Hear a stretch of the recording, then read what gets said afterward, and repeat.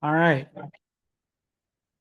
Good evening, everyone. The time is now 4 o'clock, so I'll call to order our Wednesday, January 21st, 2026 meeting of the Capital Area Transportation Authority Board of Directors and ask our secretary to please call the roll.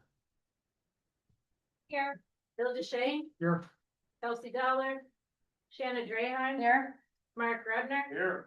Derek Milo. Present. John Crush. Here. Ed Rogers. Jack Schmidt.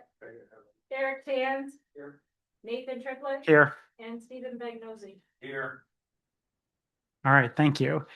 That brings us to our first public comment opportunity. This is the time we set aside during each of our meetings to invite the public to offer comment on any item on our agenda. And we will have a second item later on this agenda on any other items not on the agenda. We ask that you please consider filling out a blue card to assist our secretary and limit your comments to 3 minutes, and we'll have a timer to assist you with that. I'll call folks in the order in which I've had cards submitted in advance and then ask if there's anyone else who wishes to offer comment at this first opportunity. And this evening, it looks like we have no cards submitted in advance. So let me just ask the room, is there anyone present who wishes to offer public comment at this first opportunity on agenda items? All right, seeing none, then we will move forward to Chair's comments. I have just two very quick things this evening. The first is to wish you all a happy new year and looking forward to the year ahead. And the second is that our colleague Jack Schmidt has requested an excused absence from today's meeting. So I would ask if there is a motion to excuse his absence. Is there a second? It's been moved and seconded. All those in favor, please indicate by saying aye. Any opposed, say nay. That motion carries. And that brings us to our Chief Executive Officer's report. Brad. Thank you, Mr. Chairman, and happy. First thing I would like to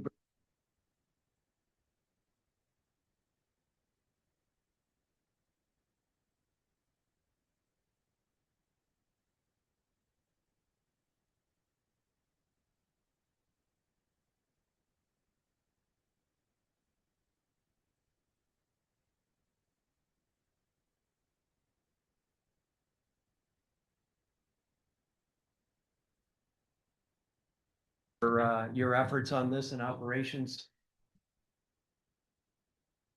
for getting this launched. It is taken off, and there are a lot of folks using it right now. We will track ridership in the future and bring back to you our thoughts on how it's affecting ridership and other variables as we move forward.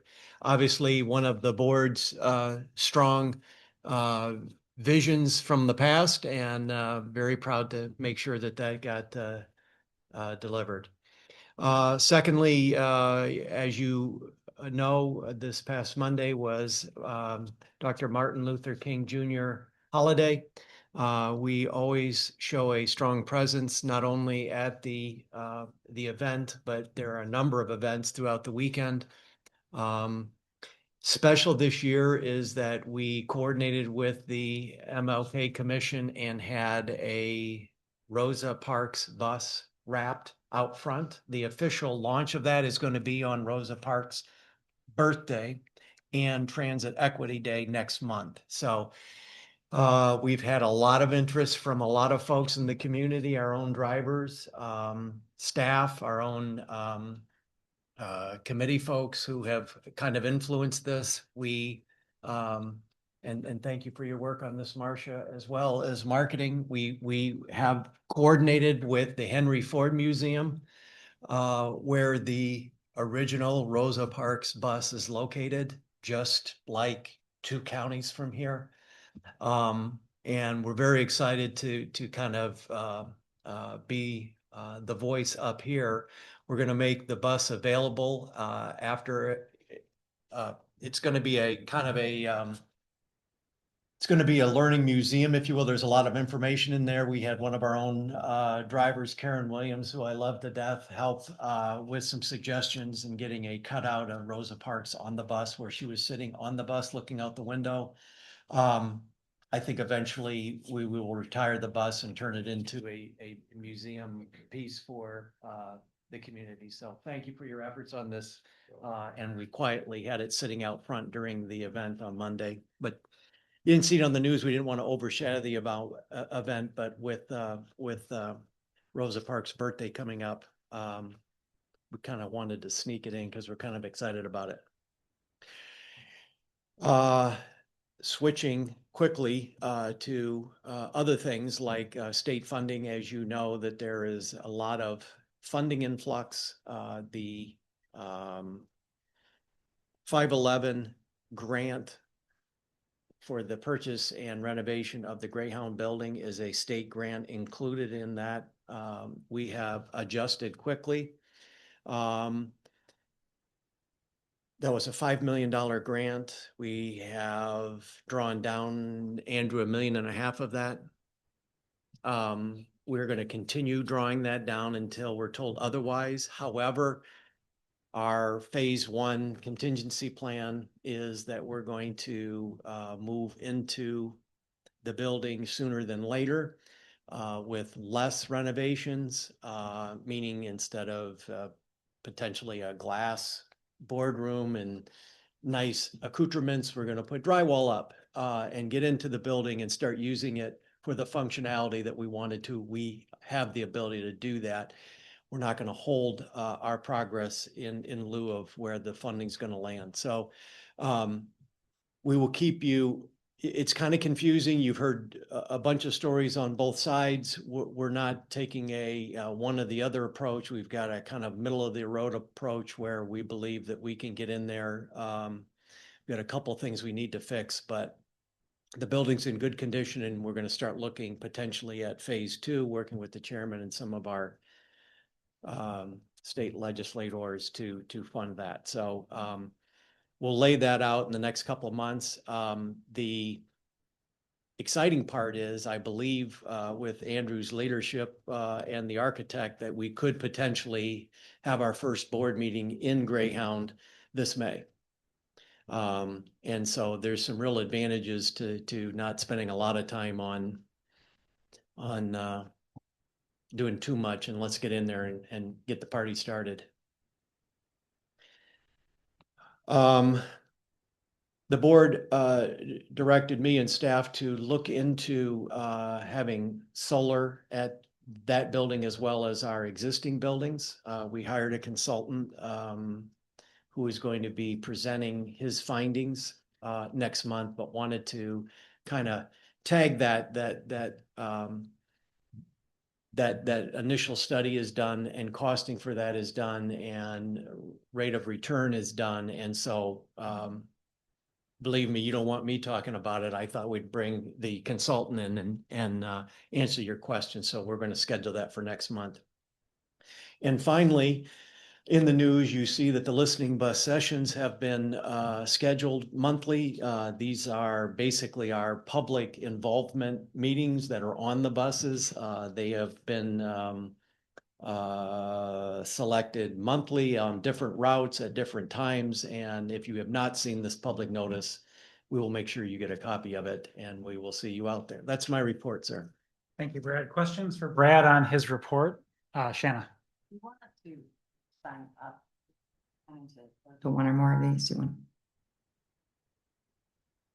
you want us to sign up or just show up?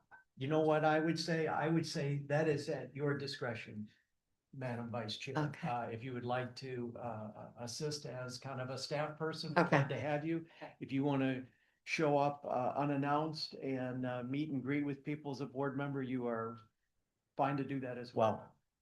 We get some neat comments out there on the road. Mark? This goes back an item. Tell me what a Rosa Parks bus is. It's obviously not the original that she wrote. It's the same series, or? You know what? I believe it was wrapped in the fashion. Oh, Looks that's like okay. that. If you don't mind, can you talk? Yeah. Okay. She's Brandy's a little raspy. If you're okay with that, Mr. Chair. I was hoping. Feel better now. The Rosa Parks tribute bus, replicates the restored bus, as Brandon mentioned at the museum. And we actually worked with the museum to color match exactly so that we did it justice. I passed this paper around, and on the interior is the factoids of the civil rights movement and Rosa Parks' birth, life, and her legacy. Thank you. I was hoping that we had a question for Brandy, so thank you. Is there a photo of the chair covering in there as well? Not in that packet, but I can share that. But just for the board's edification, if you haven't seen it, in addition to wrapping the bus, one of the things that staff did was there's a silhouette of Rosa Parks in a side window next to a chair that has been covered in yellow and set aside for her in the bus, which is a very cool visual on top of everything else. So, Steve. I guess I would like to acknowledge my excitement when I got the notification of the Rosa Parks bus. I think it is a really creative and appropriate means for this for CATA to recognize that piece of history. And having seen the original bus at Henry Ford, the color seems right on. So I think it'll really draw attention. Thanks, Steve. Phil. To echo Steve's comments about the Rosa Parks bus. And also congratulate you and the staff on the pay your way implementation. There are credit card processing fees and that go into any time you do a credit transaction. Are we absorbing those or are we adding those to the fare the riders are paying? I would like to defer to my director of finance on that question. Is he? Jim, do you have an answer to that question? We are absorbing those. We did the same thing in township because of this cost savings that form cashless as well as the 3% or 2% fee. Got it. Thank you. Thanks, Phil. Other questions for Brad on his report? All right. Seeing none, before we move on to our proposed consent agenda, I did neglect under my chair's comments to note that it was not just Jack, but also Ed who had requested an excused absence today. So with my apologies to the board, I'd ask if there's a motion to excuse. Moved by Mark, seconded by Phil. All those in favor of excusing Ed's absence, please indicate by saying aye. Aye. Any opposed, say nay. That motion carries, which brings us to our proposed consent agenda, which includes 7 items for the board's consideration this evening. Those are the approval of the minutes of the November 19th board meeting, the approval of the minutes of the November 19th closed session, the approval of the minutes of the December 10th board meeting, special board meeting, the approval of the minutes of the December 10th closed session, the approval of the treasurer's report for October of 2025, the approval of the treasurer's report for November 2025.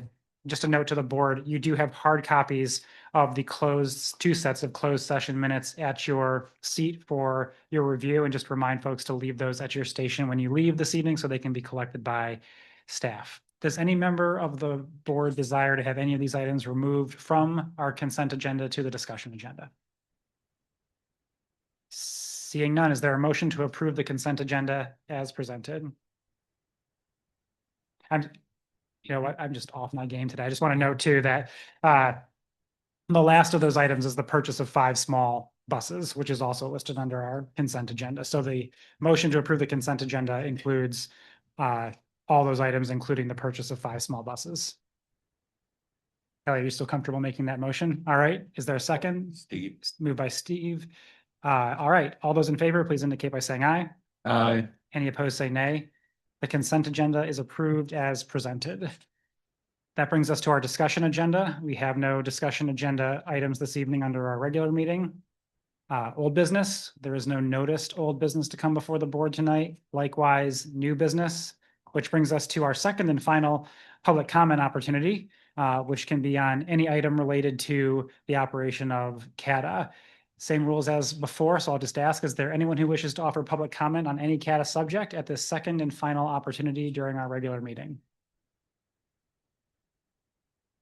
All right, then, seeing none, a quick logistical note for folks. In just a moment here, we will adjourn our regular meeting and let staff get do any setup that they need to do before we move into our board retreat. So there being no further business to come before the board at our regular meeting of Wednesday, January 21st, we're adjourned at 4:15 PM, and we'll take just a moment's hiatus before we move into our board retreat, same location. So thank you everyone for joining us for our regular meeting this evening.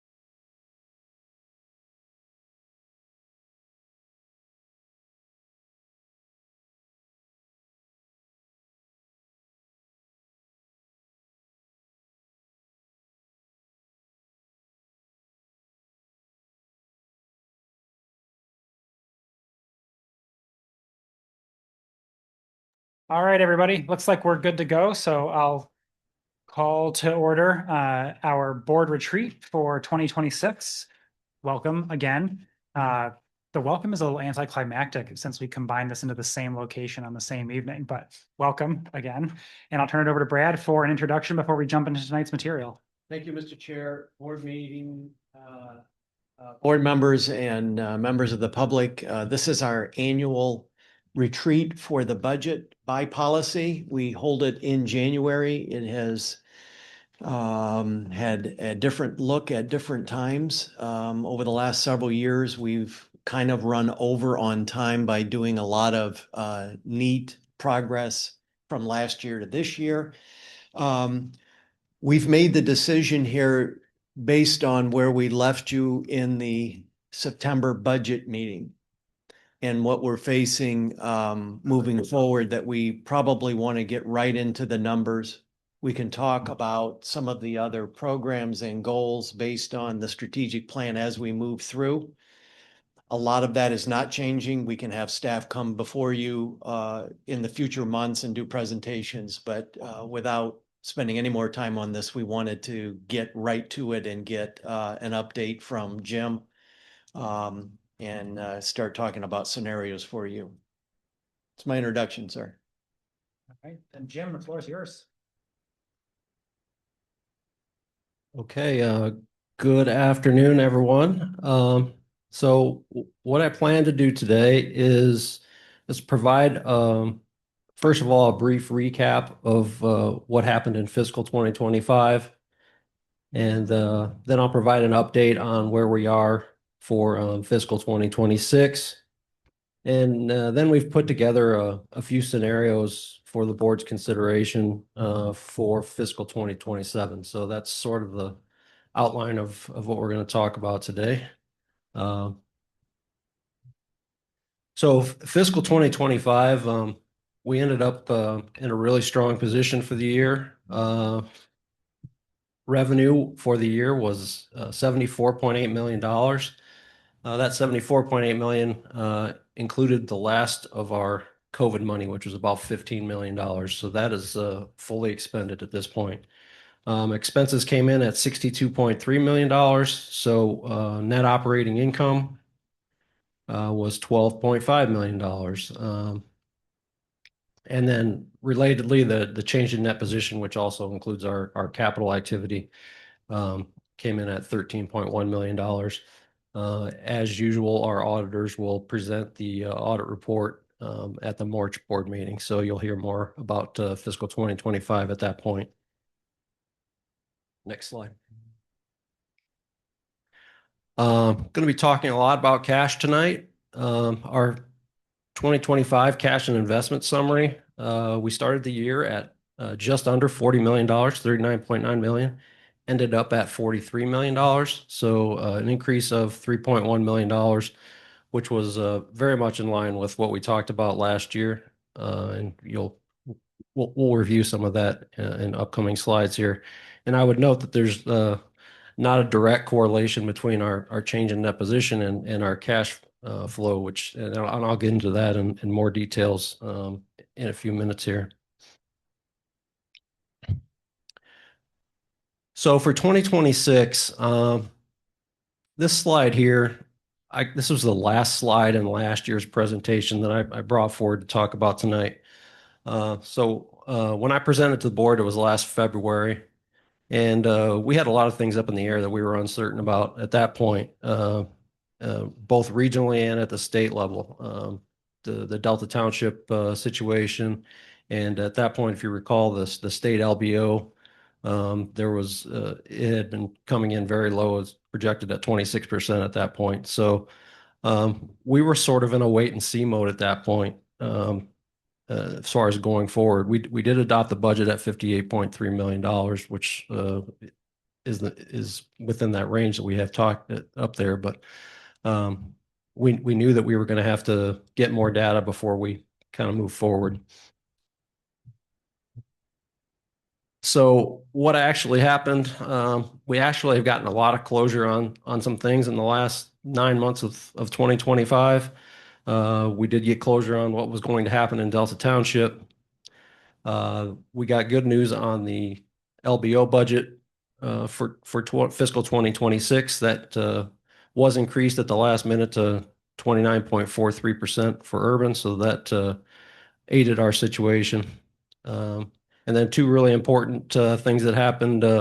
First of all, we hadn't even started our collective bargaining last February, and we have now completed that process. We have certainty on what our cost structure is going to look like through 2028 for the ATU folks.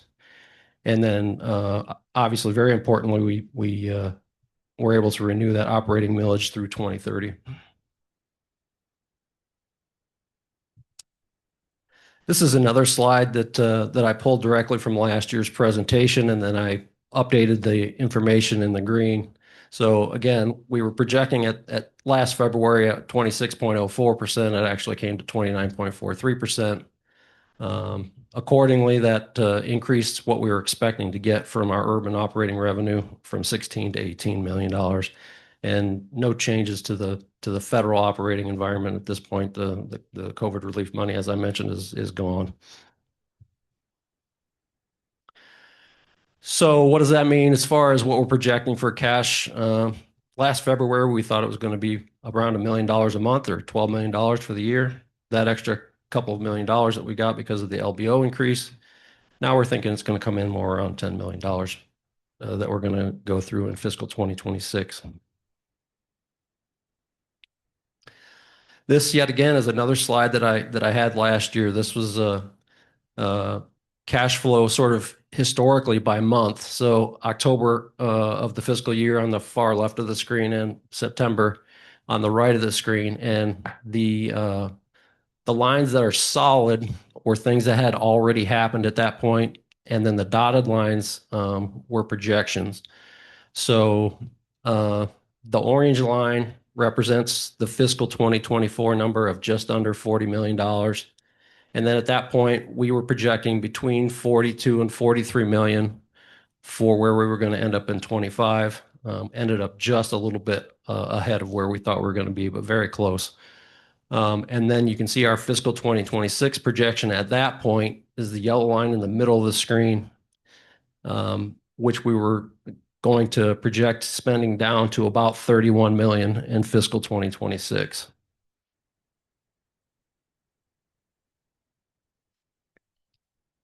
Okay, so we put together some sort of operating scenarios of what the path forward might look like. A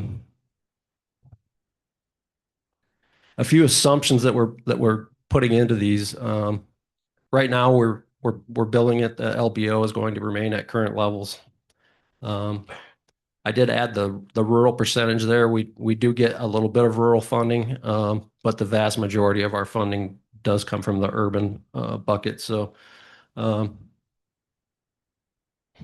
ballpark number is 30 cents on the dollar we get back is a really good way to look at it.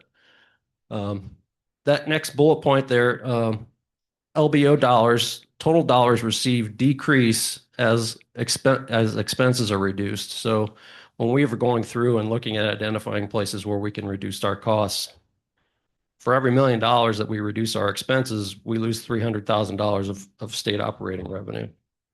And you're going to see that reflected in some of the scenarios we have going forth. Lastly, based on some board feedback that we've gotten in previous meetings, I went through and reevaluated our methodology as far as property tax budgeting.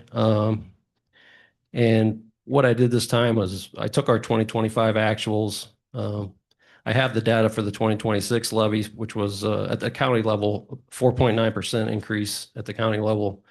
Projected that off the 2025 actuals. And then thank you, Phil, for your assistance.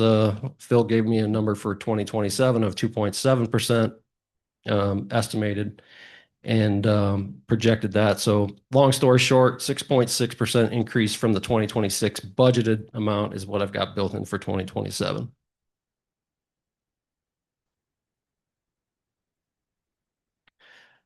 All right, so the first scenario that we have here is really sort of a baseline. We're calling it business as usual. So our assumptions here is that we're going to retain the service levels that we are running. And as you know, January 12th is when all of our new service started with reduction in the pullback in Delta Township for both the SpecTrans service and the Route 3.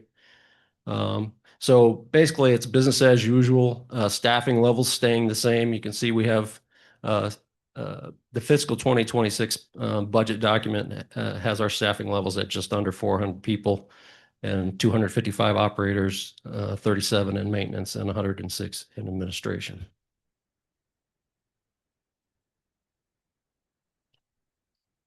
All right, so this slide here has 4 columns on it, as you can see. I've got the first scenario on the far left here, the 2027 would be a projection. I've got the 2026 budget next to it for some context. And then I want to circle back to 2025 for just a second. You can see our actual and our budgeted numbers. And I want to talk for a minute about why the heck we were so far over our budget. Because we came in at 12.5 million versus a budget of we had budgeted for a $2 million gain. So on the revenue side, we were really above budget across the board, but the 2 biggest reasons for our $2.8 million excess of budget was property taxes for one, and then on the federal revenue side, we spent 15 million in COVID, and we had some other projects in addition to that. So we were a little bit over budget there. So revenues were over budget by about just under 4%, 3.9%. But the real difference in our outcome was on the expense side. And what really drove it is I've got the highlighted in the middle of the screen, the fringe benefits. We budgeted 16 million and it came in at 9 million after we had over $7 million of non-cash adjustments that were related to our pension and our retiree healthcare system. So those are tricky because I don't get those numbers until the very end of the year. If you were to go back and look at your board packets from August and September, you'll see the August number and the total operating expenses. We were pretty much right on budget. And then when we got all the information from our actuaries in September, it really dropped our total expenses. So had we not gotten those adjustments, we would have been right on budget. We were looking at right at $70 million of expenses. So just wanted to bring that up as something that we have built that in going into 26 and 27. So for 26, we've got projections based on what we know now of about 3.5 million of fringe benefit reductions in cost. And for 27, that number has jumped up. It's over $9 million of non-cash adjustments to our expenses. So it's an actuarial, it's a bookkeeping adjustment, but it does reduce our overall expenses. So wanted to bring that forth and make it because it's a little bit confusing. So again, we've got a baseline scenario here going back to 2027. And basically, we've just built inflation into what we're currently doing. And we did increase the state operating revenue. You'll see we had 19.1 million for 26. The extra amount that we're projecting because of the increase in the percentage has given us more state operating revenue under this scenario. So you've got total revenue 64.4 million versus expenses 67.8. Net loss 3.4 million, but we're estimating 12.4 million of cash that we're going to be using if we were to go for this with this scenario.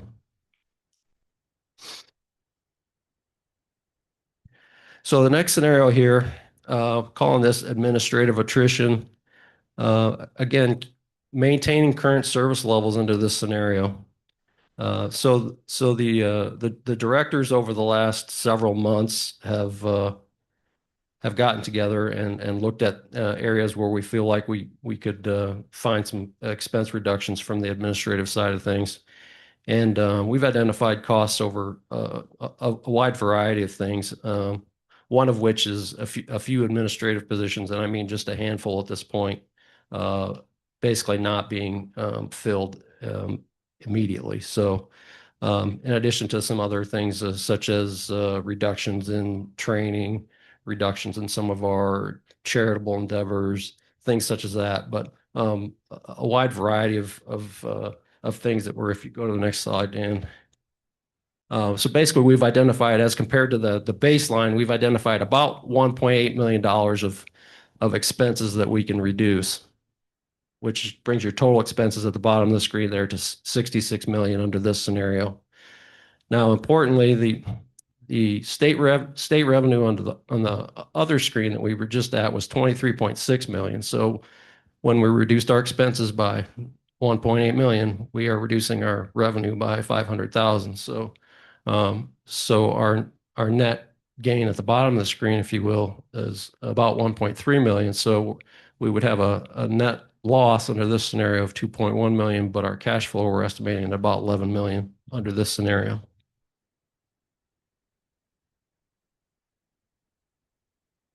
So this slide again is the same slide as what we had last year. All these numbers have been updated. Again, the numbers the lines that are solid are things that have already happened. You can see the gray line there. I've updated the gray line, which is fiscal 2026 up through December, because that number is known at this point.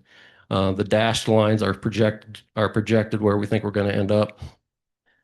So you can see the gray line in the middle of the screen there. We're now looking at more like $33 million versus the 31 that we had last year.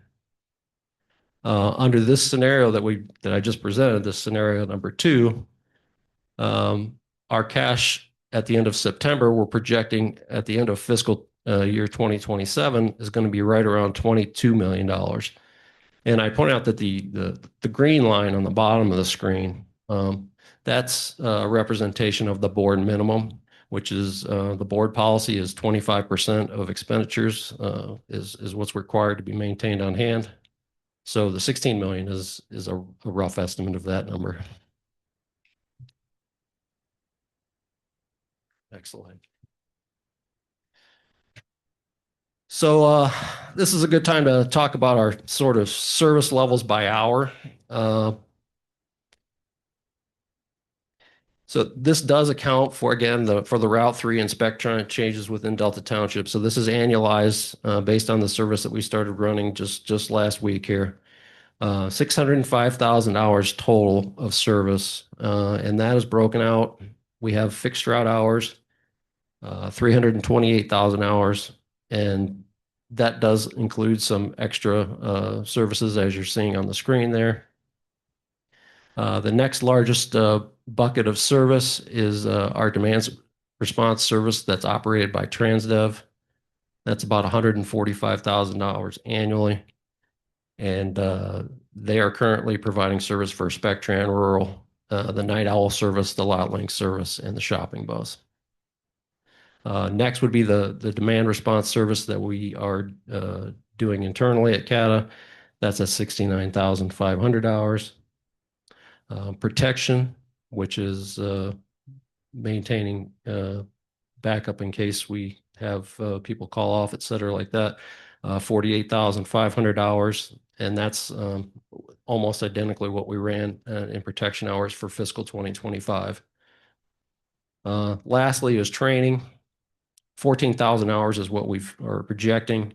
Of that amount, about 3,000 hours is for existing operators training, and the remaining 11,000 is what we're estimating for new hire training.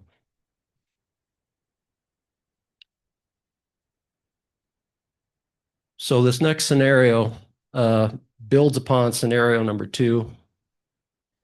So we're calling this administrative changes plus a limited service reduction. And by limited, we're looking at some underperforming services that are from 5,000 to 7,000 hours of service. So only about 1% of our service, and all the other things that were mentioned on scenario 2 would go along with that. So under this scenario, the big change in the scenario that we worked up here was in the purchase service category. So we reduced our overall expenses by about $500,000 by eliminating, 5,000 to 7,000 hours of service. The majority of that in the scenario that we built out was Transdev service in this scenario. So that reduced the Transdev service expenses by about 400,000, and then the rest of it is mostly in the labor. So a $500,000 reduction of an expenses. Again, we lose a little bit in state revenue. We lose about $150,000, so our state revenue goes down to 23 million. So that gets us to a net loss of 1.8 million in this scenario. Cash flow 10.7 million. And then if you look at the graph that goes along with that, it's very hard to tell the difference between that one and the first one. The gold line at the bottom of the screen does creep up slightly to about 22.4 million at the end of the year, but it's very similar. Okay.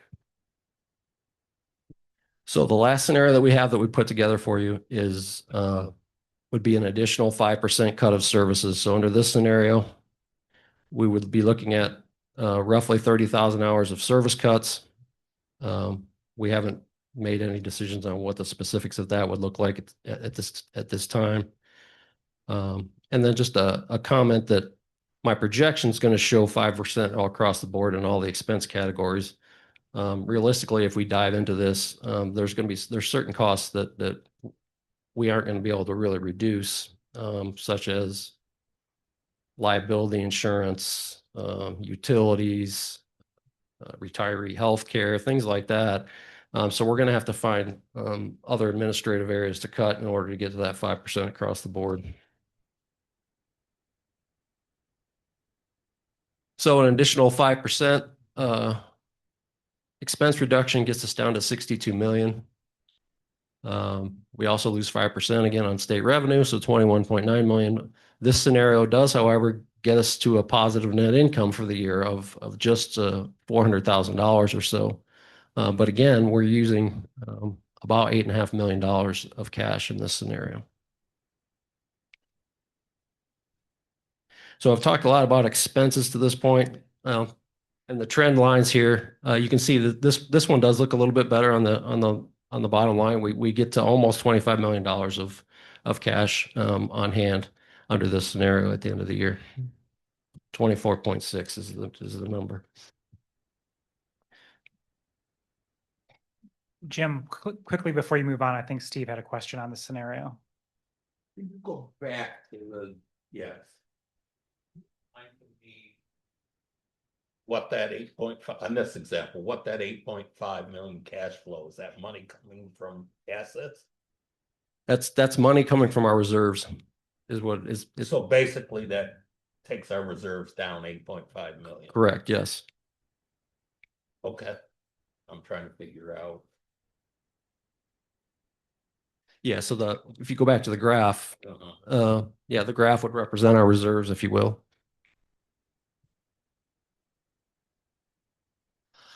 All right, so just this slide is just to sort of reinforce how important the LBO percentages are to us. Every 1% that the legislature decides to award extra gets us an extra $600,000, and conversely, if they reduce us by 1%, we are going to be $600,000 worse off. We don't really see a lot of help coming on the revenue side. On the federal revenue side, now that all the COVID money has been spent, our federal operating revenue mostly comes for rural service, which is a small portion of our service. It works the same way basically as our LBO, except for the percentage is 18%. That's about half of the numbers that you see on the screen. It's roughly $800,000 is what we get for rural operating. The rest of our federal operating is more like small projects and things that it comes from our capital money, but it's not capital projects. And so it's typically smaller projects that add up to another $500,000 or $750,000 through the year. So what other ways could we possibly generate revenue locally here? One possibility would be a fare increase. Depending on how much the fares were to go up, you're looking at maybe anywhere from $500,000 to $1 million. Potentially loosening some of the advertising restrictions on our bus might generate some additional revenue, but I think you're talking about it's in the hundreds of thousands. It's probably less than $500,000 that we're talking about there. And then, one of the questions that would come up was, can't we apply for like competitive funding? And the answer is yes, we can apply for competitive funding, and we have actually just been awarded an $8 million grant that we're going to be using to buy, I think, 8 new buses. Typically, those competitive grants, there are capital grants in nature that they kind of fall outside of this discussion, really.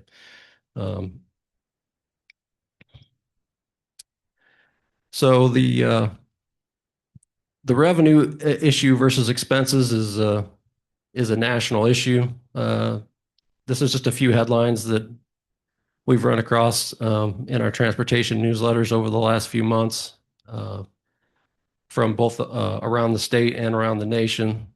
That top one there would be Portland, Oregon, and then you have Flint MTA on the second one down there. The third one down, that's Cleveland, Ohio. That's an interesting one for us because even though they're a lot larger than us, there's some similarities to sort of their position and our position. They have about a $350 million operating budget, and you can see there what they're doing is spending down reserves by $44 million and talking about possible service cuts. So the ratios are similar to where we're at as far as with Cleveland. Then you see Stars there. Stars is a smaller organization than we are, but they've already cut services. And then, it's been in the news. Philadelphia and Chicago have really been in the news.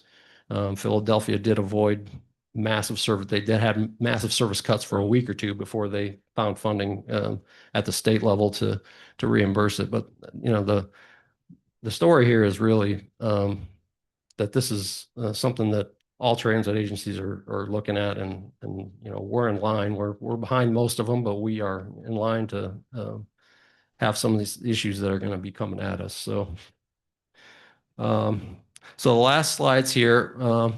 This slide is all the 4 scenarios all on the same screen with all the details attached. And then I have another slide that's just behind here that is a little bit easier to read, but it just has the totals on the screen. So it's the same information, but just the totals. And that is the end of the presentation that I have for everyone tonight. So happy to answer questions as. Thanks a lot, Jim. I know a lot of work went into this. Let's start with Derek. Thank you, Mr. Chairman. Try now. Jim, thank you. So just to summarize, FY26, we're fine. Have a burn. FY27, we're going to have all the scenarios present a burn, which at that point, we're bumping the board policy on cash reserve versus expense going into FY28 and beyond. Correct? I think that's fair. So that's a fair summary. Okay. And then just to scare everybody in the room, what's the expense number we would need to get to in a hypothetical situation where we have no cash burn? It's probably in the low 50 millions. Okay. When you start looking out that far, there's all sorts Sure, yeah. of variables that come into that, but yeah, I think it's in the low 50s. 50s, okay. Is what you're looking at. Okay, thank you. Can you advance to the next one after this, the summary? Thank you. All right. Thanks, Derek. Other questions from board members or comments? Go ahead, Jana. I know you said you hadn't identified in the 5% cut option sort of what those service cuts would be, but how would we make that decision? Like, what are some of the criteria that you all are thinking about in terms of? So I'm going to get our operations folks involved with that one, but I can say that the ongoing COA that we've just kicked off should help us with that. But other than that, I'm going to be quiet and let the experts talk about that one.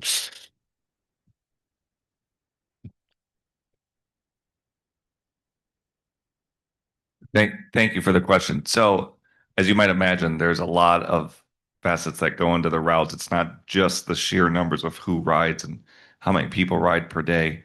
As Jim mentioned, we're going to be using our COA or comprehensive operations analysis to really find those efficiencies. And I know that study is just getting underway, but I can tell you internally that we do have metrics with respect to how many people ride each route, times of day.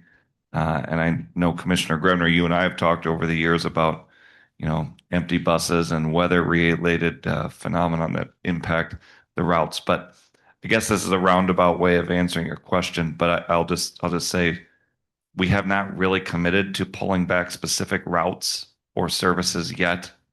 Rather, we wanted to put this in a scenario for all of you to consider that it is an option. And to the extent we start putting values on time of day service, capacity needs, et cetera, we're willing to look into that, but we have not really established set routes or services right yet. COA analysis, like when that's like expected that. Sorry, I looked to Dustin, but they're underway now. They're doing fact finding approximately 6 to 8 months. Well, yeah, so right now, we're starting our stakeholder meetings. Actually, they start next week. Okay. We should have some recommendations from consultants by June internally, with some implementation strategies by September. Great, thank you. All set, Jenna. Bill? Thanks, Jim. This is a lot of good information for us. You know, COVID created this unique bubble. We got all this money, cities got a lot of money, even townships got some money. And it allowed us to do things to, I mean, for example, our township was able to finally fully staff its police and fire department. Okay. We've been trying to do that for years, but they got more and more expensive. Businesses, a lot of businesses stayed in business longer than they would have because they got COVID money. So they created this bubble, and it's part of the reason you're seeing restaurants and other businesses going out of business now is that that money that got infused has been spent, and these businesses now have to live or die on their own merits. And communities are having to, budgets are having to be tightened. I know in Meridian Township, we had a really tight budget this year, and because the COVID money was gone. So I think, and a lot of small businesses have had to restrict themselves and change and lay off people and do more with less or more with the same number of people. So I think for us to expect we can go on as we've been going on, first of all, the numbers won't allow us to do that because we're burning through cash. But this is all, you could say, a natural outcome of the COVID era money ending. And now we've got to deal with the reality of which is we've got less money and we're not likely to get more money again. In fact, with the things happening in the House right now, you know, even the money we're getting could be in doubt. So I think we've got to be realistic here about these are new times. The good COVID years, if you will, are behind us, and we've got to really tighten our belts and not violate our own policy in terms of cash reserves and get less than that 25%. Before I ask if there are other questions, can I ask a follow-up on the COVID numbers, Jim? Because I think this is an important part of the conversation. If you were to create a chart that showed our service levels pre-pandemic, throughout the pandemic now, how much of the fiscal situation that we're dealing with is the continuation of a trend that predates the pandemic? And how much of it is that we increased service levels in some way because we were flush with cash, and now we're dealing with the fact that our revenues aren't sufficient to support levels that were increased just because of the availability of additional money? Okay, so I might need some help from operations here, but for the most part, we maintained existing service with the COVID relief money that we had coming in. And if that, I need to be corrected on that, please, someone. Part of the reason I asked the question, I think Phil raises a really good point. I think one of the reasons that we're in the position we are in now versus some others is CATA's strategy was not during the pandemic. Man, we've got a lot of money. We can do a lot of cool things right now. It was more, we have a lot of stress and we can keep doing the things we were doing beforehand by backfilling with this, not building out this big superstructure of other fun, new, shiny baubles that now we have to pay for.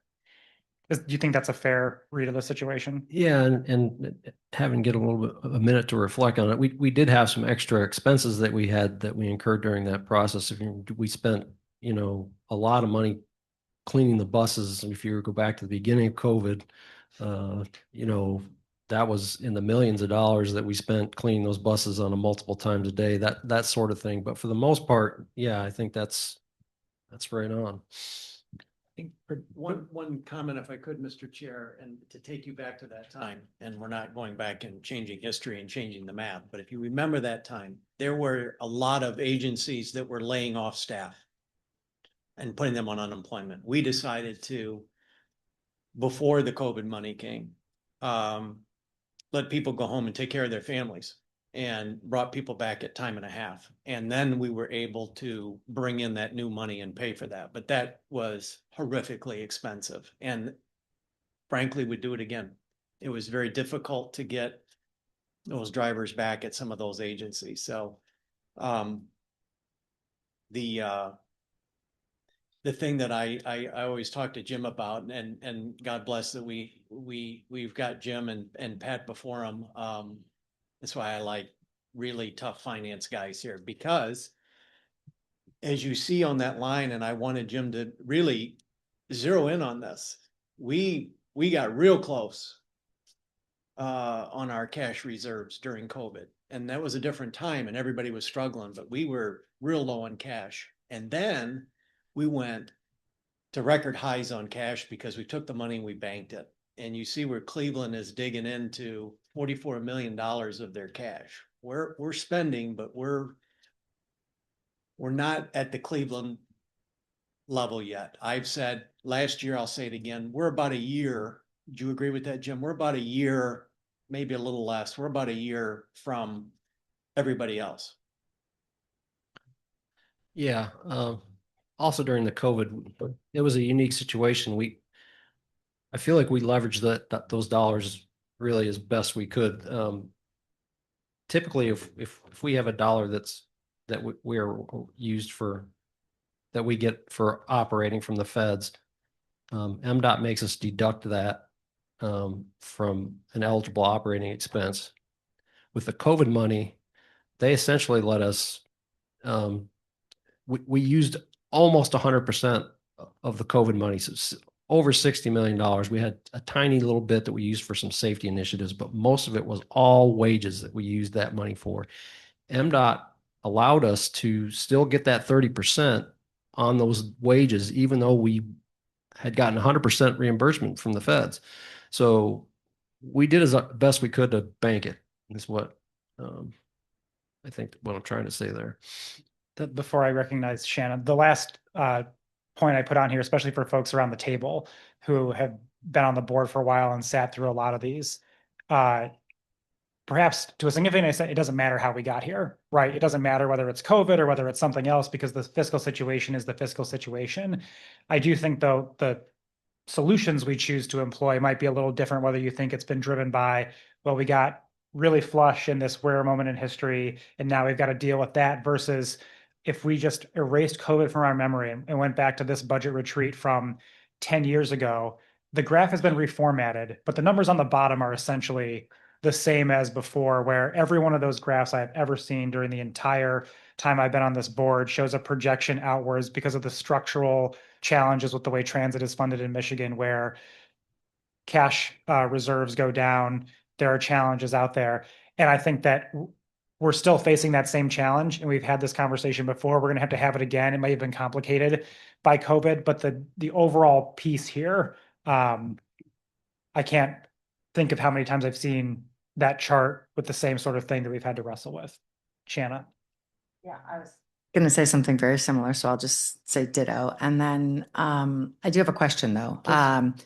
So I think it is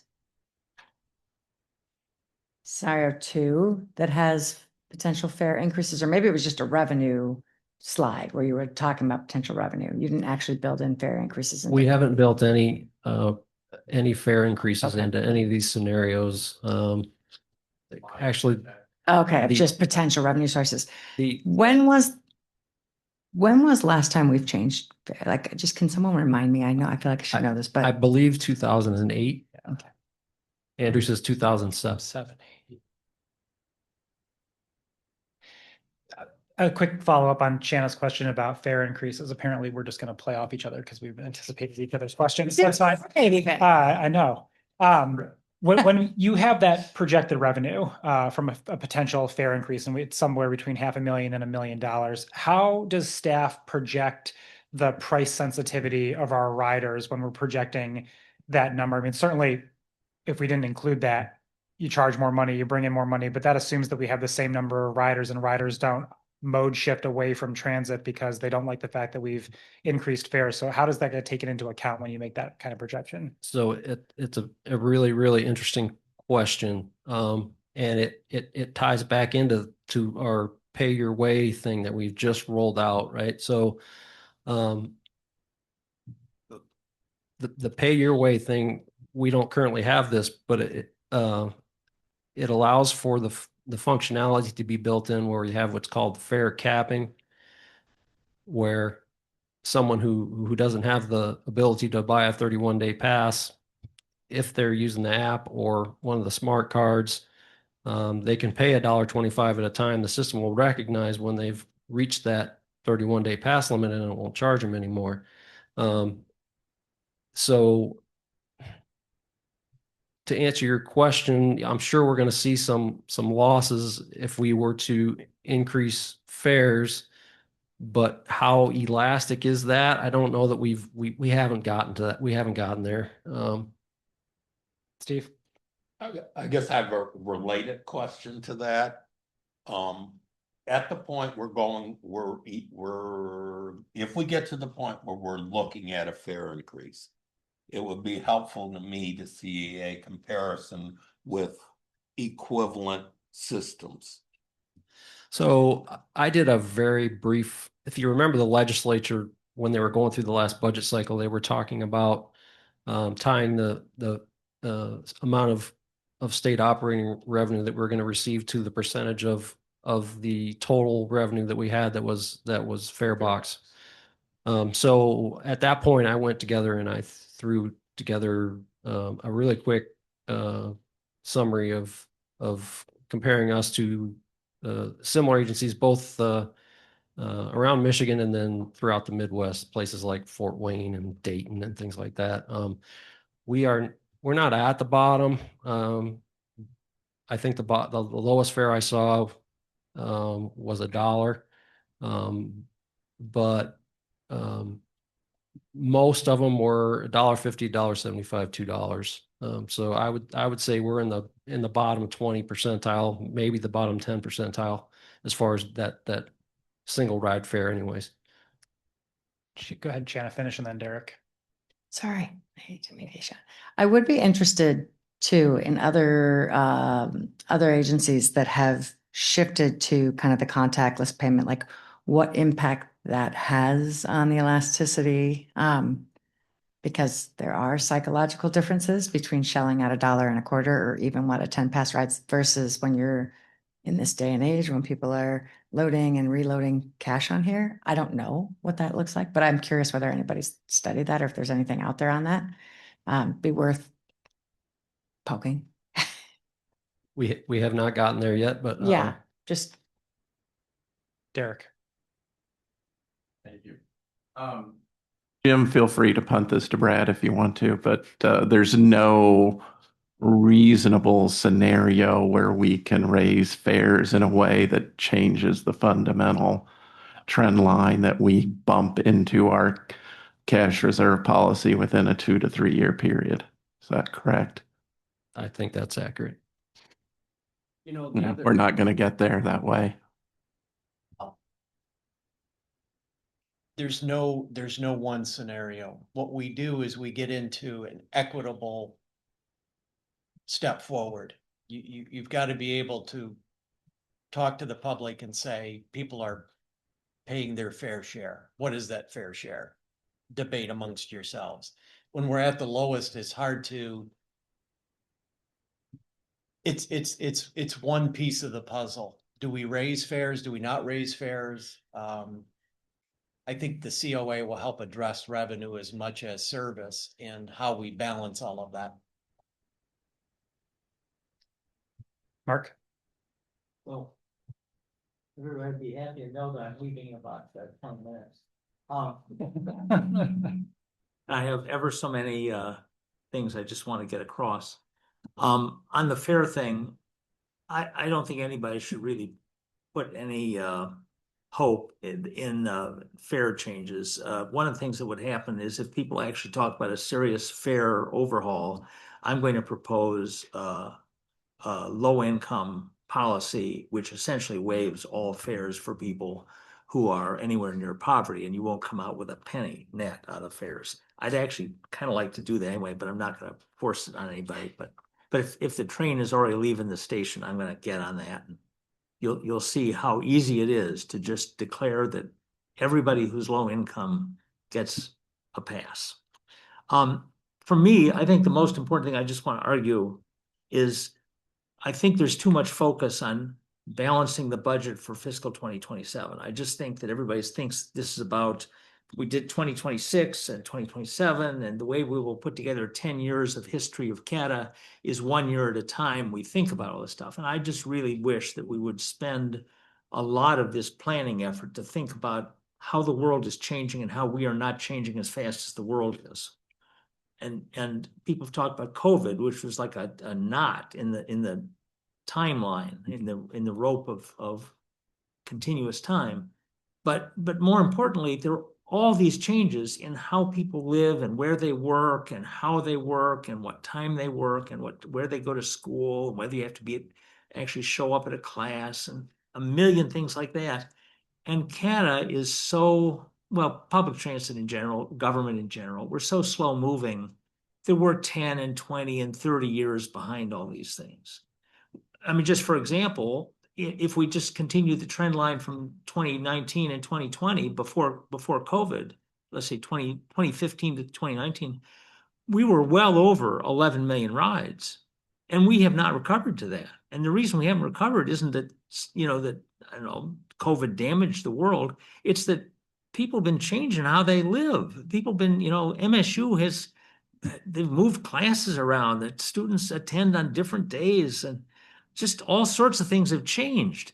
And CATA still runs the same routes at the same times and the same frequencies with new buses as we were 10 years ago. And our changes are all so tiny.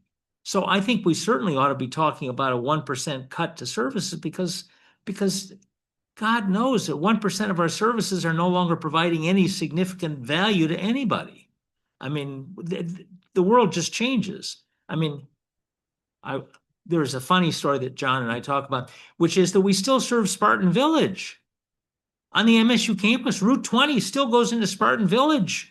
There's like nothing there, right? It's all been abandoned. But by God, those routes, and there are like 11 bus stops on the. Whew. Anyway, that's an extreme case, and I don't mean to say that we have a lot of abandoned apartment complexes that we're still serving. But we can't even manage to get 20 to stop serving all those nice bus stops. More importantly, just generally, the people's typical routes have changed, and the whole TNC or whatever it is, Uber, Lyft, and 100 other services like that have changed the way people move around anyway. We haven't integrated those at all into the way we think about this, particularly services that are late night or low frequency usage. We haven't done anything to bring that in and to take advantage of the fact that there are other services available that we could subsidize, that we could regularize, that we could work with. Those people aren't our enemy. Those people are our friends. We're all trying to move people around and get them where they need to go. And CATA has spent now, I guess, 10 years talking about how someday we'll have to do something like that.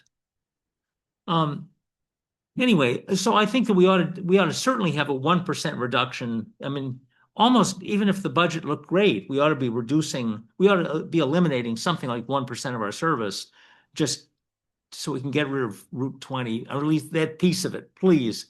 But more importantly, we ought to work up another 5%, and there ought to be a narrative with each of the proposed, or the contemplated, don't even propose them, the contemplated cuts, the contemplated modifications, and a narrative that says, here's a rank ordering of, if we were to cut as much as 5% of service, here are 20 different modifications we'd make to routes.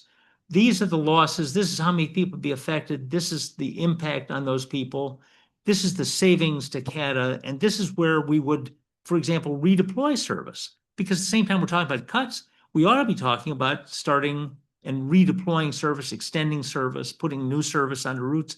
And we really can't be talking about new service if we can't talk about cutting service. If the only thing CATA can do is increase, is maintain service, really, we ought to be a living organism. We ought to be changing over time. And really, I don't think if you look at our last 5-10 budgets, you're going to see a kind of a dynamic organism coping with the changes in its environment. I think that we probably not as badly as other institutions, but we have not adapted very fast. So I just hope that the 2027 budget is thought of as like an unfolding of the future, and like how we're going to go in the future, beyond that. The 5% or whatever that number is of potential cuts and some matching increases, most of those won't be applied in 2027. We will chicken from them, but they ought to be on the table, because they ought to be the sorts of things that we consider as the world continues changing. So anyway, thank you for tolerating all that. I just really want to bring people's attention. One last little thing, if you talk about increasing fares, realize that whatever the elasticity of price demand is for transit, if you reduce the number of riders by 10% by increasing the fare by 50%, what you're mainly doing is increasing CATA's expenditure for the remaining riders you've got. If we lose 1 million riders, that's a trivial amount of money. I mean, losing 1 million riders would be, $300,000 roughly. But if we lose $1 million and we're spending $5 a ride on each of the people that are riding, I mean, it's in effect a $5 million waste of public resources, because we're going to continue running those routes and they'll all be 10% less occupied, less used. So anyway, we ought to think about how we adjust fares. We ought to think about ways to make fare collection more efficient and more equitable. But nobody should put any reliance on fares as a way to get us out of any problems. Thank you. So first, I'll just say there's several things I agree with in that. And I think the statement by both of you that fares aren't going to get us out of this, I think is absolutely right. And we have to think about how we stack some of these scenarios and what are some of the different levers. And I do think there is a marketing, perception, psychological role that, as Brad's alluding to, sort of how are we adjusting those so that people, and if you don't believe me, go look at some of the comments in Facebook and other things after the millage failed, and what people say in there. So there is a role that fares and potential fare adjustments play. Personally, if we adjusted and changed some fares and made fares completely free for people at the poverty level, which I would support actually, and it netted at zero, but it played a role in helping us to continue to brand CATA the right way and to continue to garner support and maybe make it so that future millages continue to be supported. That's something I just think we need to be factoring in to when we're pulling on all these different levers. So I don't disagree that, like, of course, they're not going to get us out of this any more than another $500,000 in advertising is either. I think we all know where the big changes have to be, but they do all potentially play a role in perception of this entity. And I just say that. Thanks, Shanna. Other questions, comments, discussion? Steve? I guess I'm going to share that I attended a transportation presentation this morning for the House Transportation Appropriations Subcommittee. And one of the things that got mentioned was requiring fare box to cover 10%. Do we know what percentage our fare box covers right now? We do. And sorry, Jim. One of the challenges is the university has free fare, although so our fare box recovery is in the single digits, very low because of that. However, students pay for it. We're able to put a formula in there, and you're getting into the weeds right now. So we believe it's well above 10%. Jim, what were you gauging it with the student? Yeah, the way the legislature was trying to define it the last time around, they were only going to let us use what we report to MDOT as fare box, which excludes the MSU contract, the Bath Township contract. Obviously, I would argue that that is nonsense, and that you should be adding both the regular fare box revenue and the service contracts together, which would put us above that 10%. But the fare box itself is, 4 or 5%. Mark? Really, you don't need consultants here. You just need a lawyer. It's easy to convert the MSU money into fares. You just have to think about it a little bit. If they bought passes and distributed them and then nobody bothered checking them, it'd be awful hard to prove that we weren't collecting that $2 million in fares, just for example. And that's also true of apartment complexes with which we have contracts. Trust me, if you just need to have this thing worked out so that it can get past whoever's writing the regs, I don't think there's a problem. It just requires a little creativity and flexibility and not believing everything you're told.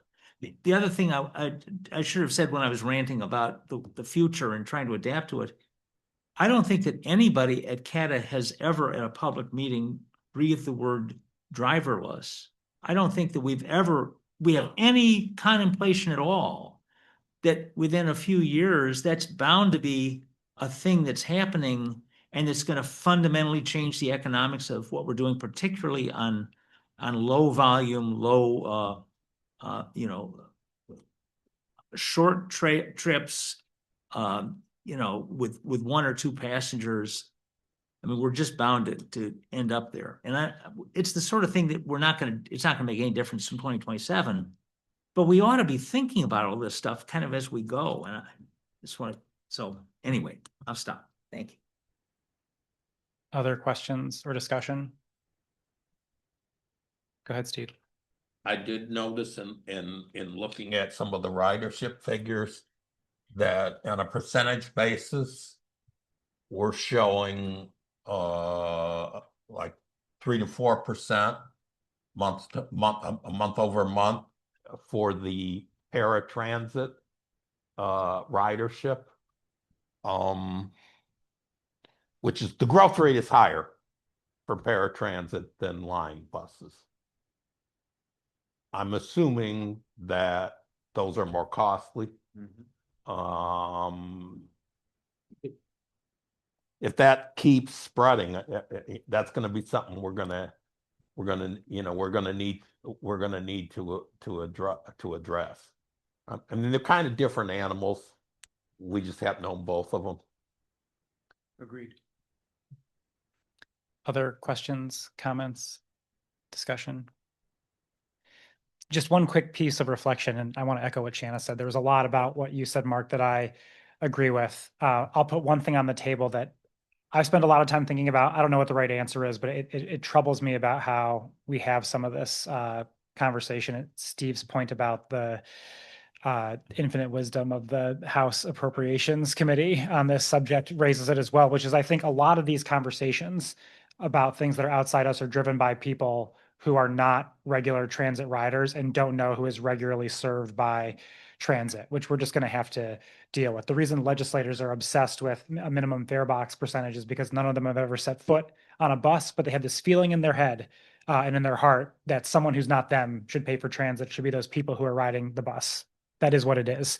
Also, I think it was Shanna's point. You read the comments in many of the threads about the Delta Township millage.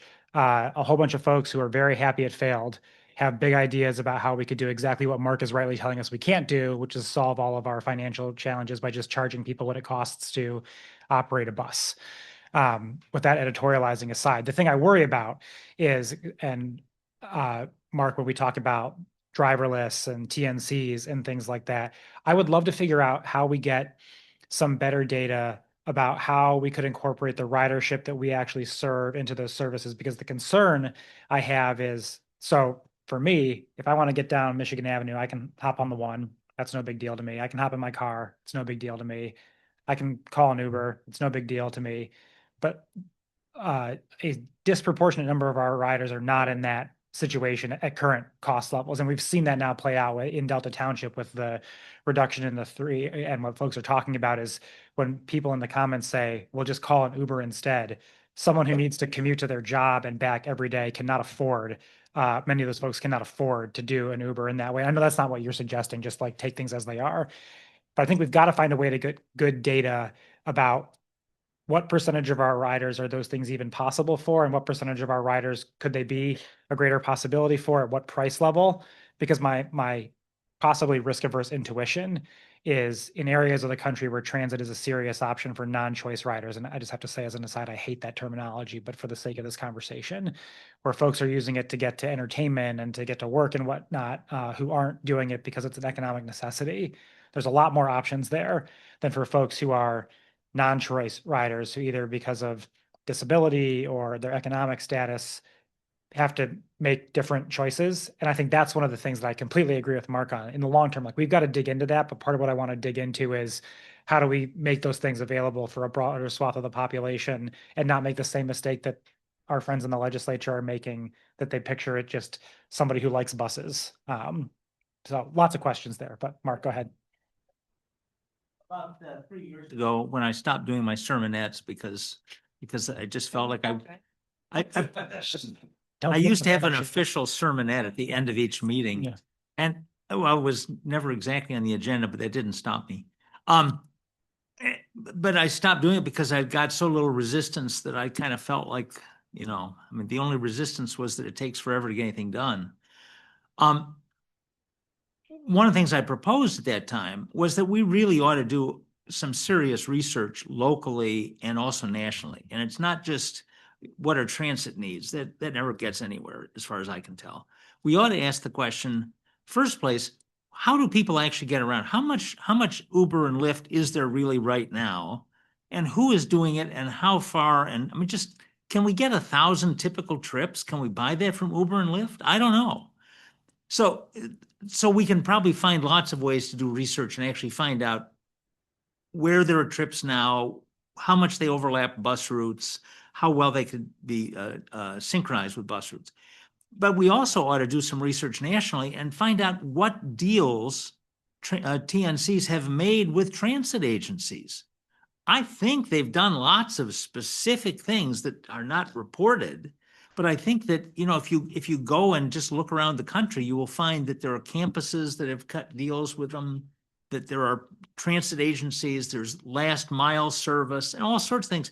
And I don't think anybody knows the options that are available to us. And it's the sort of thing that probably hiring a consultant someplace who's kind of like got a secret source of information would be pretty useful. I'm not suggesting, certainly everybody understands, I'm not suggesting that we tell low-income minimum wage workers that they should take Uber to get to their job. But I am saying, if we're spending $80 or $90 an hour to run a bus to take two people, Jesus, how much would we have to pay Uber to provide the same service to the same guy and have him pay $1.25 and we'll pick up the other $8? I mean, there are options, there are possibilities for working together. You get into security, you get into, vetting the drivers and 100 other problems. But we're not competitors. I just feel like I just should drop one more little suggestion here. The most important marketing decision that CATA has ever made went completely unremarked, and that is that MSU does not have a bus system.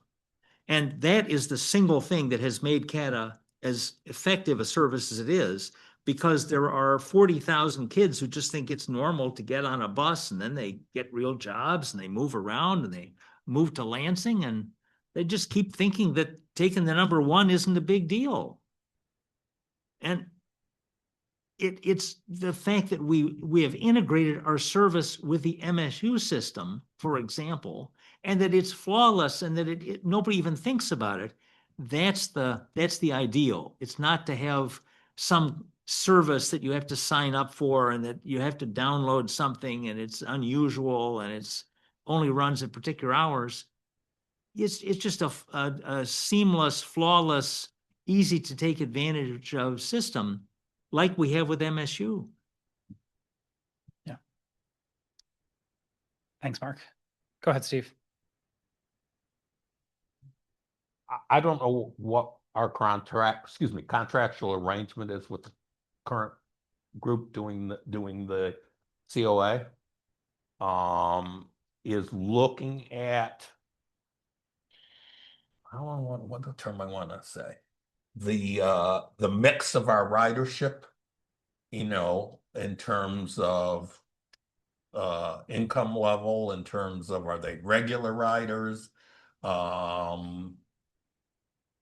Does that would that data be helpful to us down the road when we're trying to look at how do we serve how do we serve the people that are not candidates to just ride the regular routes? Yeah, it's a great question, Mr. Chairman, and by design, a COA is a deep dive. It only done once in a long period of time, and you're really digging into travel patterns of your economic base, your social service base, where are they going to? A lot of what Mark talked about is the changes in work habits, the increase in our SpecTran service, which back to your point and your point, whenever we're talking about the failed millage in Delta, it's always the Route 3. It isn't. A lot of the service was paratransit service on either side of the 3, and those people really needed it. That's why this comes together as a package. So they're very skilled at, and you will be brought into that conversation about how to deconstruct how service is built and build it back again. Follow up to that. I know a lot of people, the default, if you probably ask a person on the street, for these, I'll call them individual rides. Okay. Say, why don't you just take Uber or Lyft or whatever? Those are very price sensitive. Okay. I once was trapped needing a ride of about a mile in Ann Arbor early on a Sunday. And I got to pay $50 for a 1 mile ride. And they're just hyper price sensitive. To the point where I think most people who don't use Lyft or Uber or any of those other ride shares would grossly underestimate what you pay for those. One of the things I'd remind the board a couple of years ago, and I've talked to, I'm not waiting until Commissioner Grebner leaves. We've talked about it multiple times. Not that he agrees with me, but we've talked about this multiple times. If you recall, a couple of years ago, we actually did kind of a root cause analysis of where are drivers and who are the drivers and who are the CDL drivers and what do they cost and why do they cost so much? And they're really only so many in the area. And we're struggling right now with MEDC, who has put out a grant for businesses to hire or give away transportation money. And the transit division, Gene Roosman, is asking Leo to bring that into transit and combine transit and Leo on these programs, not have separate programs. Health and Human Services have their own transportation. So part of our struggle isn't that we don't have enough, it's not coordinated at that level. I offer this to you because the airport came to us and said, we can't get people to service the airport with Ubers. We need the rides out there. So we're trying to build that, because just because someone puts a service out there doesn't mean that you're going to have drivers putting that quality of service out that we are. So we're trying to be the umbrella, bring them in. We sent letters out to our partners in the region after that grant was made available and said, we can match that money through transit if you give us the opportunity to bring rides or another group in there. So that's really the onus is on us to stay up with those programs and market our benefit of the other comment I would make, Mr. Chairman, is that in full respect of the comments here today, we don't have a lot of waste in this system. It's very expensive service. It's very underfunded. There are real damaging consequences to the nation's transit authorities, even in this state coming up. We're gonna battle through that and come up with options. The cutting of service is dangerous because then you start reducing your employee base, you start reducing your fleet size. All of these have impacts on being able to, so it has to be done in a very methodical, structured fashion, which I think we offer to you. Thank you. Thanks, Brad. Go ahead, Chelsea.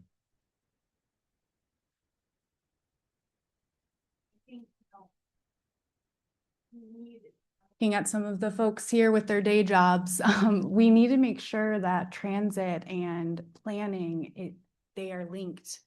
Our employers, if we can't, get people out to the Amazon factory, what business do we have having it out there? Not to say it could be relocated easily, but these conversations need to be linked together. It, all the way from incentives for housing, everything. So I think it's important to talk about that. And I'll just say this, I can't remember which group, but the average price of a new car is around the median income of a household in Lansing. And so it's not poor people or low income people. We are talking about working class people that work every single day. So I am very angry at the legislature for always, or for everyone, painting this picture, but these are people with jobs trying to get to work who make a pretty working class income. And so and they're choosing transit because it's cheaper than a $50,000 car. So I just want to mention that. Other questions, comments, discussion, snaps for that, for sure, Chelsea. Well, I'm cognizant of the time and I want to try and park this bus here shortly. But I think there is one other, we don't land planes here. We park buses at CATA. I do think that one other piece that we haven't talked a lot about, that is a piece of this puzzle that Jim, you did a great job discussing, is just the state picture. And there's a tension there that I think we should be cognizant of as well. It's very difficult right now. I think the assumptions that are made here about state revenue are reasonable, and we have to keep an eye on it. But I think anyone who offers a firm projection about what's going to happen in the state budget is selling you a bill of goods. Just nobody knows what's going to happen. And that's not a comment directed at you, Jim. Like I said, these are reasonable, but there's a lot of people out there, professional advocates in the universe, who will predict with absolute certainty what's going to happen in the legislature and have no idea what the hell is going on. And I think we need to be cognizant of that. But there's a tension, and Brad and I have talked a lot about this in the legislature now, that I think we also have to be aware of, which is, on the positive side, there's a great self-identified group of legislators who have decided to make transit a priority and that they're advocating. That's part of the reason why we didn't get the crazy fare box recovery language in there last year, and that's good. But those elected officials also have a vested interest in painting the way things turn out in the budget in the light most positive for their accomplishments. So the story of the last legislature is huge windfall to LBO, transit, amazing, transformational, yada, yada. These numbers tell us the truth, which is it's stabilized and it made it not as bad for us. But it is not actually a transformational windfall for the operation of transit agencies. And I don't think we can rely on the legislature to do that for general operating like CATA at any point in the near future. So should we advocate to keep things where they're at or be slightly better? Yes. But I think the idea that we're going to get lucky and the legislature will just close this gap for us by dumping a whole bunch of money into LBO, we're not going to be able to rely on that, which means we're going to have these difficult conversations balancing these things that Jim is talking about, because they're really good at declaring victory for transit in the legislature. They are much less good at making real money appear for day-to-day operation. So no one's going to save us from this. We're just going to have to save ourselves with these difficult conversations about how best to provide the service that our region expects under these pressures. Let me ask if there are any final questions or comments from the board before I ask Brad and Jim to talk a little bit about where we go from here with this information and what the process looks like moving forward. So any last questions or comments from the board? All right, so Brad and Jim, we've had this presentation. Walk us through how this unfolds going forward with the board. First, thank you, Jim, for putting up with my relentless request for this presentation to fit into a very small box. We have different minds, but I have great pride in the diverse staff that I've built, and Jim shines when it comes to this, and I appreciate it. Where we need to land on this is direction from the board, how to proceed and begin building a budget with those variables. With that, each of the staff members own this budget presentation and are able to speak to it. So the conversation we had, which we were prepared to do, is what would you recommend to the board? And what do you see coming up with the COA and so forth? So it would be presumptuous for us to say, here's what we'd like to do before we hear from the chair and the board, but we are prepared to do so. Are you wanting to have that input provided? Yeah, in this conversation. If we got general verbal direction, we would come back next month. Typically, what we would do is mark some things up, start doing some chewing on some scenarios and coming back in February and updating you. I'll take one end of the argument. None of these scenarios reposition us to stay above our cash flow problem. And that's just the reality of it. We're going to have to do massive changes across the board. And we might as well see how much blood's going to be on the floor as early as possible so people can start making their peace with that. Other comments from the board? So I want to suggest perhaps a slightly different direction. But I think so. What I'm hearing on the table, let me try and summarize some of the threads that I've heard from folks and want to reflect back. And then if this is helpful to you, Brad, tell us if you need more specificity at this stage, or if I get anything wrong, feel free to pipe up. I haven't heard anyone who has expressed concern about moving forward in the direction of administrative attrition and reductions and that type of thing being part of the solution. I've heard broad agreement that some level of targeted service reduction needs to be a part of this conversation going forward. Other than Derek's perhaps slaughter all the sacred cows approach, I haven't heard a whole bunch of folks jumping up saying, let's do scenario 4 service reductions of 5% or more immediately. And to your point, Derek, which I take seriously, but it's also why I talk about these graphs I've been on the board for 17 years now. I've never not seen a budget presentation that didn't have us with that cliff, and we've never actually hit that cliff either. So I think we need to be mindful of it. We need to, I think, help change that curve. But personally, I would not want to set a budget target for the next year that's based on we're going to take that cliff deadly seriously and make dramatic service reductions to avoid a cash flow position. Yeah. Mark's point that he was making. We're going to be a smaller organization, in the mid to long term. I mean, it's fine to go with S4 and, contain the burn as much as possible and get through FY27, but we're still at the point, we're in FY28 at that point, and we're right where we were. And we might as well start planning. I mean, it's almost like a 2-track thing. It's like get FY27 dealt with, but at the same time, start creating a 3 to 5 year, how do we get closer to balance in revenue and expense? And and I just want to say, you're right. There's no help to be found up there. There's no help to be found in DC. And the communities we all represent, they're about to get slapped in the face with making some decisions about, what do you want to keep? Because what we're providing them now, we're not going to get to keep. It's just not. That's what all those charts say. Don't get to keep it. So what do you want to keep? And the sooner we start talking about that, the better. Go ahead, John. But the COA is essential. Yeah. Yeah. Yeah. Phil. I think you show a sensitive board, at least as I've heard it, but I think Derek's point and Mark's point, we ought to set aside some serious time in the next 6 months to 9 months that we sit down and we have a 2-hour planning session. And we do a follow-up to that planning session because we'll have staff questions and then a follow-up to that planning session. So we really are doing some planning rather than doing what we've been doing, which is approving the good work that's being done now. But I think this board needs to be looking forward and looking out 5 years and 10 years from now. Yeah.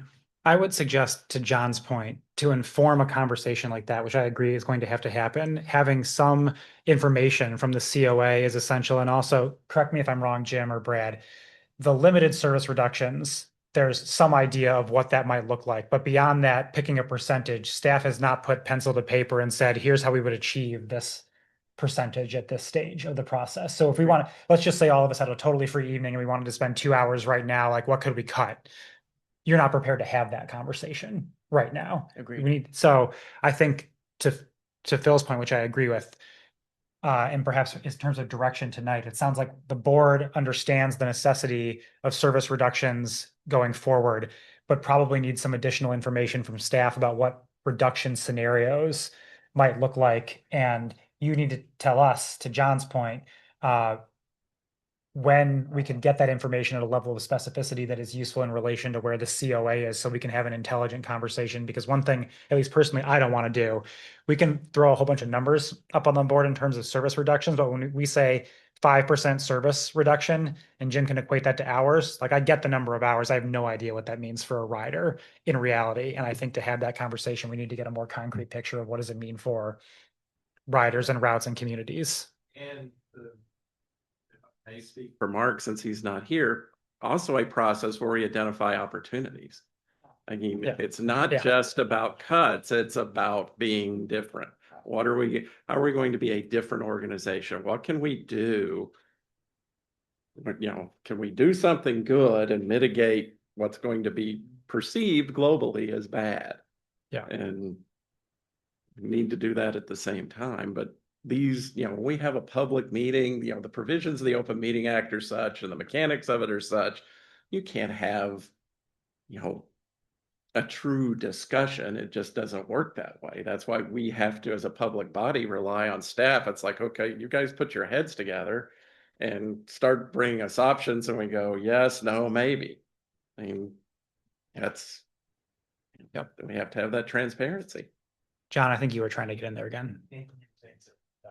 On that, Mark said, we talked a little bit about somewhere else based on Yeah. survey data, so maybe semantics, sure, but service modifications, necessarily reduction. Sure. Service modifications. Yeah, that's a fair point. Steve, and then I got a question for you. I guess I just wanted to share that if the staff is looking for where we're, you know, what we're thinking, in my mind,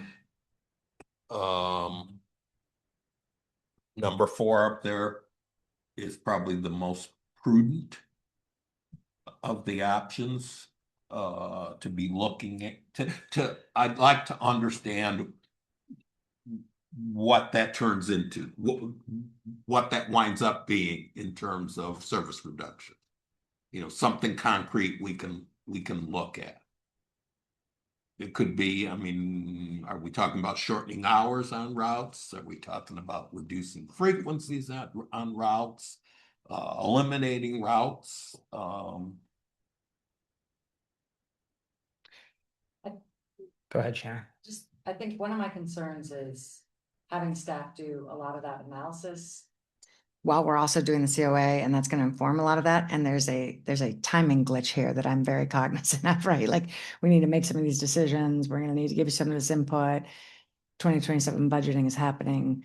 So I don't know. I mean, you're going to have to answer that. Is there something that isn't a dig way in that might give some of that detail to make people feel comfortable, like 1%, 5%, 10, whatever, you know, whatever, but without, I think without some of that, we're investing in the COA and it's critical. And I think it's really incumbent on all of us to dig into that when that comes and have those planning meetings and really understand that. I just don't want staff to spin their wheels a little either and try to go too far down that road. And then it's like, well, we're doing this in the COA and then we're going to get different data or more data or whatever that looks like. So I don't know what that balance is, but I just. So Brad, let me ask you 2 questions. Has this given you what you need from the board at this stage, number 1, and number 2? I think it's a little unfair, and I'm not saying anyone around the table is doing this, to put staff on the spot right now and say, when are you going to be ready for this discussion? Is it workable for the board to ask staff to go back and take a look at exactly the question that Shanna and others have raised, which is, where's the COA in this process? What does that look like with these? And what's a reasonable plan for future board conversations, and then report back to the board on what you think maximizes the use of that information in a way that we can have an intelligent conversation? I've put some thought into this with staff, and I'm prepared to take that a little further down the road with a proposal for you, with some cautions, if you don't mind. The first is the number 3 and number 4. It wouldn't take a lot for us to come up with service scenarios that could be, just to give you an idea of what they look like. And that's outside of the COA. I mean, that's very different. But we could very easily by next month and even carve out some of the meeting or even have a retreat 2.0 like we do in February, come back, which we're prepared to do, and say, we've run some scenarios. Here's what this is beginning to look like.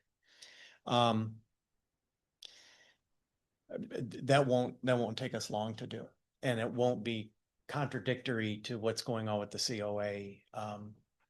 The caution for the board, as your hired executive here, having done this for a while, is that we've gone way up, we've gone way down, we've weathered a lot of things. We went into this a year ago and sat in this meeting a year ago and looked at a $12 million hole. No problem. We got 45 million in the bank. Let's pay for it.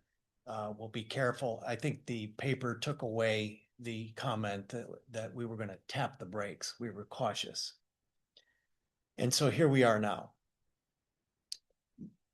I want to be very careful not to get into too specific of solutions, because some of them, like the fare recovery, these are solutions out here that cause a lot of problems for the people that are putting, I'm not saying this directly to you, but from a policy standpoint, balancing the budget, we'll come up with ideas that will make these work, and maybe even go to a number 5, because if we don't start trimming, and I promised Jim that I would say this, next year in February, it's going to be deep. However, the caution I have for you is this. This is what keeps me up at night. Yeah, the LBO got back to 29, but it's really going to be more than that, because they put 65 million into an economic development fund. As long as you make the fare box recovery ratio, I commit to you today, we will make the fare box recovery ratio. So there are other economic development grants that they want to put in there, that they're showing, this partnership. So I'm always strategizing a little bit out in the future, that there's more revenue coming in. I just cannot, having done this for 33 years, believe it. You will have transit authorities collapsing in a year from now if there is not some infusion of federal cash. And these are rail systems that infrastructure we went to the extent of saying we're going to start running buses, and buses will get turned into the FTA because they're federal assets. They're going to be graveyards. I mean, we're in a crazy world, but what I like and would offer to you, sir, sorry for getting so philosophical, but one of the things that I've really spent time with staff on this is that we don't have a crystal ball, but we have to make a really good decision on how to move forward and provide you with maximum flexibility on the options. And it's kind of what we're doing with the building downtown. Same thing. And that's what we kind of want to do with service, is that we want to plan for the worst. And then, as you saw, Jim, oh, here's another 2 million, here's this, it happens. But what if it doesn't happen? We'll be prepared. So I would say, let us go after 3 and 4 and come back with some scenarios for you. We'll carve out time in next month's meeting to have a 2.0 discussion of this and get new direction on how you want to proceed. And frankly, if you don't mind me saying so, we can do that until you're satisfied moving forward through June, when the budget has to be produced. However, we need to do this to, I say, land the plane. My son's a pilot. Is that in line with your vision, sir? I think it is. Again, it's a dual track situation. We've got to deal with FY27. We're going to be smaller. We're going to be different. We might as well start that process now and try to make it orderly. It's kind of like designing an evacuation. How do you get the most, realizing you're not going to get everybody off the beach, if I can use a Dunkirk example, but how can we get as many as possible off the beach? And we're gonna have to start cutting. I think there is value in the board having a restructuring committee that works more directly with staff on the out years, what Mark's talking about, FY 27. I mean, we'll weather that just like we made the decision a year ago. Well, we can do a big cash burn and we can weather this year and see where we stand. Oh, now we know, we're kind of going to do the same thing for FY 27, but the out years, we're not there yet. We're going to have to do some restructuring, and the board needs to give staff guidance on what that's going to be. And there's going to be a lot of people very unhappy, and board members should be ready for that, by the way. That's the badge of public service. Nobody's happy with you. So let me just do a gut check with the board quickly. Is the direction that Brad has outlined of staff getting back together, coming and presenting some additional information in February, and then us deciding either iterations, a committee, whatever the course is, but give them a chance to actually sharpen the pencil and do something that is more informational? Is that an agreeable next step for everyone? Yes. I'm seeing all nodding heads. All right. I think we can, staff's got their direction unless you want something more formal around this. Okay. Any concluding comments on this discussion portion from Jim or Brad before we conclude? Give the floor to Jim. No. Okay. So let me just say before we do public comment, if there's any public here that wishes to comment, is just on behalf of the board, a note of thanks to you, Jim, to Brad, to the rest of the team. I know a lot of work always goes into these presentations. I know based on my conversations with Brad that more work went into this than usual preparing for these conversations. So just profound thanks to all the staff and Brad, Andrew, Jim in particular, who have really dug in and helped put this together so that we can have the kind of conversation that we're talking about. We know it's not easy and that it's not easy working with a board on stuff like this, but thanks for all your work. It's appreciated. All right. As this is an official CATA meeting, I have to ask, is there anyone who wishes to offer public comment? Same rules as our regular meeting. All right, seeing none. Brad, any final closing remarks? Thank you for your patience on this. All right, seeing none. Thanks everybody for all your time this evening. Our retreat meeting is adjourned at 5:52 p.m. Thank you all.